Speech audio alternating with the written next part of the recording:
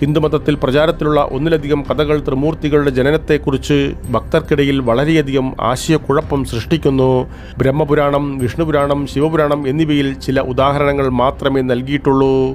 എന്നാൽ മൂവരിൽ ആരാണ് ആദ്യം ഉത്ഭവിച്ചതെന്ന് ആർക്കും അറിയില്ലെന്നതാണ് യാഥാർത്ഥ്യം. ചില ഹൈന്ദവർ ശിവനും വിഷ്ണുവും സ്വയംഭൂ ആണെന്ന് വിശ്വസിക്കുന്നു. ഗർഭോദകശായി വിഷ്ണുവിൻ്റെ നാഭിയിൽ നിന്ന് ഒരു താമര ഉയർന്നു വന്നു. അതിൽ ഒരു സുവർണ മുട്ടയുണ്ടായിരുന്നു. ഈ മുട്ടയിൽ നിന്നുമാണ് ബ്രഹ്മാവ് ഉത്ഭവിച്ചത്. വിഷ്ണുവിനെ സംബന്ധിച്ചാണെങ്കിൽ ശിവൻ തൻ്റെ കണങ്കാലിൽ കുറച്ച് അമൃത് പുരട്ടിയെന്നും മഹാവിഷ്ണു ഉത്ഭവിച്ചെന്നുമുള്ള ഒരു വിശ്വാസമുണ്ട്. മഹാവിഷ്ണുവും ബ്രഹ്മാവും തർക്കിച്ചപ്പോൾ കത്തുന്ന ഗോപുരത്തിൽ നിന്നാണ് ശിവൻ ഉത്ഭവിച്ചത്.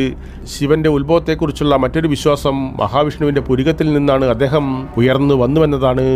ശിവൻ മിക്കവാറും ധ്യാനാവസ്ഥയിലാണ്. ഇപ്പറഞ്ഞതെല്ലാം നാടോടി കഥകളും ഐതിഹ്യങ്ങളുമാണ്. എല്ലാം വ്യക്തിപരമായ കഥകളാണ്. ഇവ ഉപയോഗശൂന്യവും അടിസ്ഥാനരഹിതവുമായ ആശയങ്ങളാണ്.